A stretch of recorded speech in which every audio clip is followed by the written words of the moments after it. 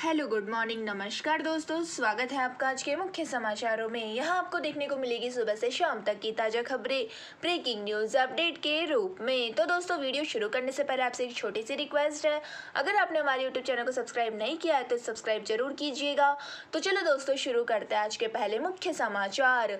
सिंधीगुट की एमएलए बोले उद्धव ही शिवसेना प्रमुख, कहा मंत्री न बनाने से नाराज था, अब सीएम से बात हो गई है इसलिए बात खत्म। तो दोस्तों महाराष्ट्र में कैबिनेट विस्तार के चौथे दिन ही सिंधीगुट में बगावत शुरू हो गई है। तो दोस्तों संभाजी नगर पश्चिम से विधायक संजय सिरसाट ने मंत्रिमंडल में शामिल नहीं किए जाने के बाद उद्धव ठाकरे की तारीफ की है। तो दोस्तों सिरसाट मुख्यमंत्री शिंदे से नाराज बताए जा रहे हैं। वही दोस्तों आपको बता दें कि संजय सिरसाट ने ट्वीट करते हुए शिवसेना को परिवार और उद्धव ठाकरे को परिवार का प्रमुख बताया है। हालांकि दोस्तों सिरसाट ने अपने यह ट्वीट 10 मिनट के भीतर ही डिलीट कर दिया। फिर भी दोस्तों आपको बता दें कि सफाई देते हुए उन्होंने कहा कि तकनीक की वजह से ऐसा हुआ है। तो दोस्तों आपको बता दें कि संजय सिरसाट ने ट्वीट करने के बाद ही मीडिया से बातचीत की और उन्होंने कहा कि मैं 38 साल से राजनीति में हूं और 3 बार विधायक रहा हूं, ऐसे में मैं मंत्री नहीं बनाया गया तो नाराजगी स्वाभाविक है। इसी के साथ दोस्तों उन्होंने कहा कि मुख्यमंत्री शिंदे ने मुझे भरोसा दिलाया है, इसलिए इन बातों को यहीं पर खत्म कर रहा हूँ। और दोस्तों सिरसाट ने कहा कि मातृश्री के लिए अब भी सम्मान है, हमने उद्धव ठाकरे से कहा था कि आप पार्टी संभालिए और मुख्यमंत्री का पद किसी और को दे दीजिए। तो दोस्तों आपको बता दें कि शिवसेना में बगावत के वक्त संजय सिरसाट उद्धव ठाकरे को चिट्ठी लिखकर सुर्खियों में आए थे। वही सिरसाट ने लेटर में लिखा था कि वर्षा हम विधायकों के लिए 1.5 साल से बंद था, हमारी समस्याओं को एकनाथ शिंदे ही सुनते थे, इसलिए हम उनके साथ है। इसी के साथ दोस्तों चलते हैं आज के अगले मुख्य समाचार की ओर। एमपी में डैम की दरार ने 18 गाँव को डराया, कोई बस से तो कोई पैदल ही सामान लेकर भागा, बोले पता नहीं आगे क्या होगा। तो दोस्तों मध्य प्रदेश के थार खरगोन के 18 गाँव के लोग कारम नदी के बने डैम में आई दरार में दहशत में है। तो दोस्तों बांध टूटने के खतरे के बीच प्रशासन ने इन गाँवों को खाली करा लिया और दोस्तों डर इस कदर था कि रात में कोई बस से तो कोई पैदल से ही सामान लेकर सुरक्षित जगह की ओर चल दिया। तो दोस्तों ग्रामीणों ने कहा कि पता नहीं अब आगे क्या होगा। तो दोस्तों आपको बता दें कि पुलिस और प्रशासन की टीम कारम नदी किनारे बसे कांकरिया गाँव पहुंची थी। तो दोस्तों पुलिस की गाड़ियों का सायरन और मुनादी सुनकर गाँव में अफरा तफरी मच गई। वही दोस्तों अफसरों ने गाड़ी से उतरकर तत्काल गाँव छोड़ने का निर्देश दिया था। तो दोस्तों यह सुनकर ग्रामीण अपनी गृहस्थी को समेटने लगे। तभी एक अफसर ने कहा कि आप खुद को बचाएं, आप रहेंगी तो गृहस्थी दोबारा बसा लेंगी, जल्दी बस में बैठे और चले। दोस्तों आपको बता दें कि ग्रामीणों के चेहरे पर चिंता और असमय बांध के टूटने का डर स्पष्ट नजर आ रहा था। इसी के साथ दोस्तों आपको जानकारी के लिए बता दें कि थार जिले में कारम नदी पर बन रहे डैम से पानी रिसने के बाद सुधार का काम चल रहा है। दोस्तों डैम में दिन भर चले सुधार के बाद भी पानी का रिसाव कम नहीं हुआ है। इसके बाद थार और खरगोन जिले का प्रशासन ने बांध के नीचे के क्षेत्र में अलर्ट जारी कर दिया था और दोस्तों इस पर अफसर रात में ही गांव पहुंच गए थे और अफसरों ने ग्रामीणों को सुरक्षित राहत शिविरों में पहुंचाया है। और दोस्तों जानकारी के लिए आपको बता दें कि धार के 12,000 लोगों को राहत कैंपों में शिफ्ट किया गया है और खरगोन में नदी से लगे 6 गाँव के करीब 1,000 लोगों को विस्थापित कर दिया गया है। इसी के साथ दोस्तों चलते हैं आज के अगले मुख्य समाचार की ओर। आरएसएस ने सोशल मीडिया प्रोफाइल में तिरंगा लगाया, ट्विटर फेसबुक से भगवा ध्वज को हटाया, मोहन भागवत ने अपनी डीपी भी बदली। तो दोस्तों आरएसएस ने स्वतंत्रता दिवस से ठीक पहले शुक्रवार को अपनी सोशल मीडिया अकाउंट की प्रोफाइल पिक्चर बदल दी है। तो दोस्तों भगवा ध्वज को हटाकर तिरंगा लगा दिया गया है। तो दोस्तों आपको बता दें कि इस खबर की चर्चा इसलिए हो रही है कि आरएसएस ने ऐसा पहली बार किया है। तो दोस्तों केंद्र सरकार के हर घर तिरंगा अभियान के बाद विपक्ष लगातार संघ पर हमलावर था। तो दोस्तों आरएसएस का प्रमुख मोहन भागवत और दोस्तों संघ के सहकार्यवाह दत्तात्रेय होस बोले ने अपनी डीपी में राष्ट्रीय ध्वज यानी तिरंगा लगा लिया है। तो दोस्तों आपको बता दें कि आरएसएस प्रचार विभाग के सह प्रभारी नरेंद्र ठाकुर ने कहा है कि संघ अपने सभी कार्यालयों में राष्ट्रीय ध्वज फहराकर स्वतंत्रता दिवस मना रहा है। और दोस्तों भारत की आजादी 75 साल पूरे होने की खुशी में सरकार आजादी का अमृत महोत्सव मना रही है। तो दोस्तों इसी के साथ आपको बता दें कि आरएसएस द्वारा अपने ऑफिशियल हैंडल पर भगवा ध्वज हटाकर तिरंगे की डीपी न लगाने को लेकर विपक्षी दल उसकी आलोचना कर रहे थे। सवाल किया जा रहा था कि आरएसएस और उनके नेता कब डीपी में तिरंगा लगाएंगे। तो दोस्तों आपको बता दें कि आरएसएस ने भी स्वतंत्रता दिवस से पहले ही अपने सोशल मीडिया अकाउंट की प्रोफाइल पिक्चर पर तिरंगा लगा लिया है। इसी के साथ दोस्तों चलते हैं आज के अगले मुख्य समाचार की ओर। सोनिया गांधी फिर कोरोना पॉजिटिव, 2 महीने में दूसरी बार संक्रमित। तो दोस्तों कांग्रेस अध्यक्ष सोनिया गांधी कोरोना पॉजिटिव हो गई है। शनिवार को पार्टी महासचिव जयराम रमेश ने ट्वीट कर यह जानकारी दी है। तो दोस्तों सोनिया इससे पहले 2 जून को कोरोना संक्रमित हुई थी, जिसके बाद उन्हें गंगाराम अस्पताल में भर्ती कराया गया था। और दोस्तों इससे पहले वह शुक्रवार को कांग्रेस महासचिव अजय माकन भी कोरोना से संक्रमित हो गए थे। इसके साथ दोस्तों आपको बता दें कि ओमिक्रॉन का नया सब वेरिएंट भी मिला है और वैक्सीन लगवाने वाले भी इससे संक्रमित हो रहे हैं। तो दोस्तों आपको बता दें कि दिल्ली में लोकनायक जयप्रकाश नारायण अस्पताल में हुई एक स्टडी में ओमिक्रॉन के नए सब वेरिएंट BA.2.75 की पुष्टि हुई है। तो दोस्तों आपको बता दें कि स्टडी में 90 मरीजों को शामिल किया गया था और इनके सैंपल जीनोम सीक्वेंसिंग के लिए भेजे गए थे। तो दोस्तों एनालिसिस में आधे से ज्यादा सैंपल में ओमिक्रॉन का नया सब वेरिएंट BA.2.75 पाया गया है। और दोस्तों इससे पहले दिल्ली में BA.4 और BA.5 सब वेरिएंट के केस भी मिल चुके हैं। और दोस्तों आपको बता दें कि विश्व स्वास्थ्य संगठन BA.2.75 वेरिएंट ऑफ इंटरेस्ट है। यह इसलिए है क्योंकि BA.2.75 किसी और देश में तेजी से नहीं फैल रहा है। इसी के साथ दोस्तों आपको बता दें कि LNJP अस्पताल में medical director doctor Suresh Kumar का कहना है कि अभी मिले सब वेरिएंट का ट्रांसमिशन रेट ज्यादा है, यानी यह काफी संक्रामक है और दोस्तों यह वैक्सीनेटेड लोगों को भी इन्फेक्ट कर रहा है। हालांकि दोस्तों इससे मरीज जल्दी ठीक हो रहे हैं। तो दोस्तों केवल 5 से 7 दिन में ही मरीजों की स्थिति में सुधार आ जाता है। इसी के साथ दोस्तों चलते हैं आज के अगले मुख्य समाचार की ओर। देश के इन राज्यों में हो सकती है भारी बारिश। तो दोस्तों आने वाले कुछ दिनों में मध्य भारत में भारी बारिश का अनुमान है।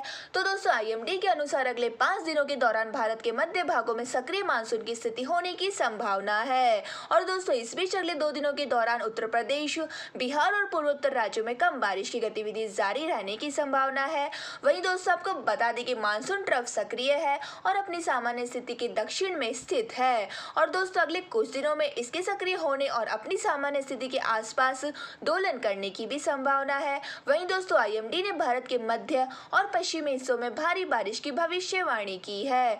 तो दोस्तों आपको बता दें कि 14 अगस्त को पूर्वी मध्य और छत्तीसगढ़ में और दोस्तों 15 और 16 अगस्त को पश्चिम मध्य प्रदेश में बहुत ही भारी बारिश की भविष्यवाणी की गई है। और दोस्तों इस बीच 15 अगस्त को पूर्वी मध्य प्रदेश में भी अत्यधिक भारी बारिश की संभावना है। तो दोस्तों आपको बता दें कि मौसम बुलेटिन के मुताबिक झारखंड, उप हिमालय, पश्चिम बंगाल, सिक्किम, अरुणाचल प्रदेश, असम और मेघालय में 13 और 14 को, ओडिशा में 12 और 13 तारीख के बीच बारिश की संभावना है। वहीं दोस्तों 12 से 14 अगस्त के दौरान नागालैंड, मणिपुर, मिजोरम और त्रिपुरा में भी बारिश हो सकती है। इसी के साथ दोस्तों चलते हैं आज के अगले मुख्य समाचार की ओर। शेयर में पैसा लगाने वाले जान ले यह जानकारी, मार्केट में मच जाएगा अहंकार। तो दोस्तों आपको बता दें कि अगर आप भी समय समय पर शेयर बाजार में निवेश करते रहते हैं या स्टॉक में इन्वेस्ट करने की रुचि रखते हैं तो आपको बता दें कि भारतीय शेयर बाजार के लिए इस वित्तीय वर्ष की शुरुआत अच्छी नहीं रही है। तो दोस्तों IT कंपनियों से जुड़े शेयर में गिरावट और अमेरिकी बाजार में मंदी की आहट से शेयर बाजार में गिरावट देखी गई है। लेकिन दोस्तों आने वाले समय में यह तस्वीर और भयावह हो सकती है। तो दोस्तों आपको बता दें कि जानकारों का कहना है कि बाजार में आने वाले समय में करेक्शन दिखाई देने की उम्मीद है। तो दोस्तों आपको बता दें कि निफ्टी गिरकर 15,600 तक आ सकता है और अमेरिकी ब्रोकरेज कंपनी बोफा सिक्योरिटी ने आने वाले समय में भारतीय शेयर बाजार में निवेशकों के लिए परेशानी का इशारा दिया है। तो दोस्तों बोफा ने संभावना जताई कि दिसंबर तक बेंचमार्क सूचकांक में 10% का और करेक्शन आएगा। तो दोस्तों वही आपको जानकारी के लिए बता दें कि बाजार में फिलहाल विदेशी निवेशकों के लिए लीवाली के साथ बिकवाली का भी दौर चल रहा है। और दोस्तों इससे पहले विदेशी निवेशकों ने घरेलू बाजारों में 29 अरब डॉलर से अधिक की निकासी की थी। और दोस्तों बोफा के विश्लेषकों ने एक नोट में यह भी कहा है कि मौजूदा माहौल और वैश्विक मंदी की आहट को लेकर सतर्क बने हुए हैं। ब्रोकरेज कंपनियों ने क्रूड में तेजी और रुपए में गिरावट जैसे संकेत भी दिए हैं। इसी के साथ दोस्तों चलते हैं आज के अगले मुख्य समाचार की ओर। हर घर तिरंगा, गृह मंत्री शाह ने पत्नी के साथ फहराया राष्ट्रीय ध्वज। ITBP ने लद्दाख में दी तिरंगे को सलामी। तो दोस्तों आपको जानकारी के लिए बता दें कि आजादी के अमृत महोत्सव के तहत 13 अगस्त देशव्यापी हर घर तिरंगा अभियान शुरू हो गया है। तो दोस्तों देश में तिरंगा फहराया जा रहा है और गृह मंत्री अमित शाह ने दिल्ली स्थित अपने निवास पर शुक्रवार सुबह अपनी पत्नी सोनल शाह के साथ तिरंगा फहराया। तो दोस्तों इसके साथ ही अभियान की औपचारिकता शुरू हो गई है। तो दोस्तों वही जानकारी के लिए आपको बता दें कि भाजपा के राष्ट्रीय अध्यक्ष JP नड्डा और उनकी पत्नी मल्लिका नड्डा ने भी स्थित दिल्ली में निवास पर तिरंगा फहराया है। और दोस्तों इस मौके पर नड्डा ने कहा है कि PM मोदी के आह्वान पर देश में आजादी के अमृत महोत्सव के तहत हर घर तिरंगा फहराया जा रहा है और मैं सभी देशवासियों से आग्रह करता हूं कि वह इस अभियान को सफल बनाए। वही दोस्तों ITBP ने लद्दाख में 18,400 फीट की ऊंचाई पर तिरंगा लहराया है। इसमें असम के मुख्यमंत्री हिमंत बिस्वा शर्मा ने अभियान के तहत गुवाहाटी में तिरंगा प्रभात फेरी में भाग लिया है। है। इसी के साथ दोस्तों आपको बता दें कि सांस्कृतिक मंत्रालय के आह्वान पर 13 से 15 अगस्त हर घर तिरंगा अभियान चलाया जा रहा है और अभियान में शामिल होने के लिए इच्छुक भारतीय नागरिक अधिकृत पोर्टल पर पंजीयन करा सकते हैं और दोस्तों वे तिरंगा के साथ अपनी तस्वीर अपलोड कर हर घर तिरंगा सर्टिफिकेट डाउनलोड कर सकेंगे।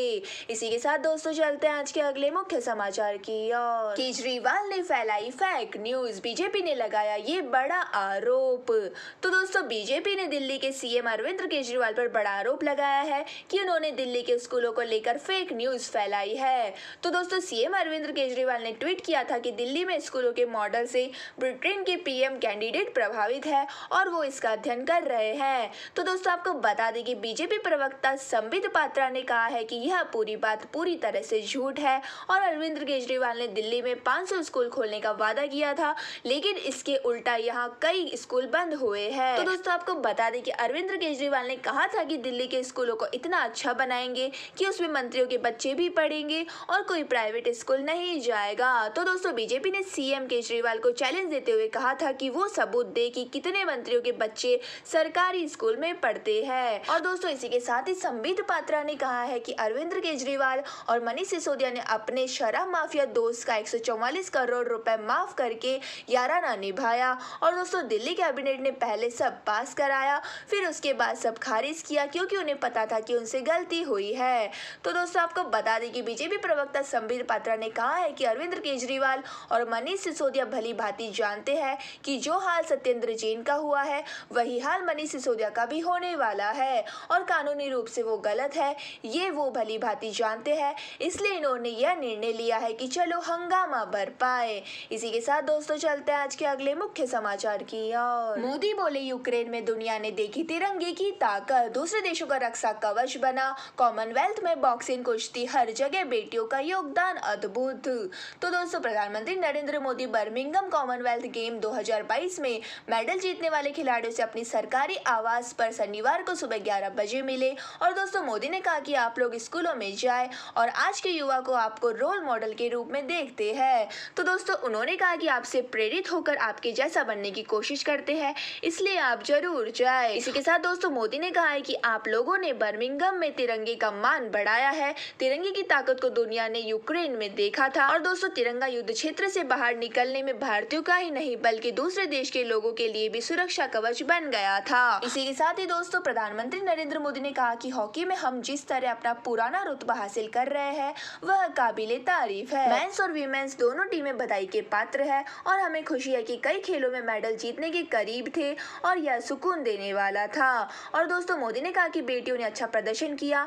पूजा ने सिल्वर मेडल जीतने के बाद देश से माफी मांगी और भावुक हो गई। उनके साथ पूरा देश भावुक हुआ और सोशल मीडिया पर लोगों ने कहा कि उन्हें माफी मांगने की जरूरत नहीं है। तो दोस्तों यह थे हमारे आज के मुख्य समाचार। हमारी वीडियो को ज्यादा से ज्यादा लाइक करें, शेयर करें और हमें कमेंट करके जरूर बताइए कि आपको हमारी वीडियो कैसी लगती है। धन्यवाद। जय हिंद।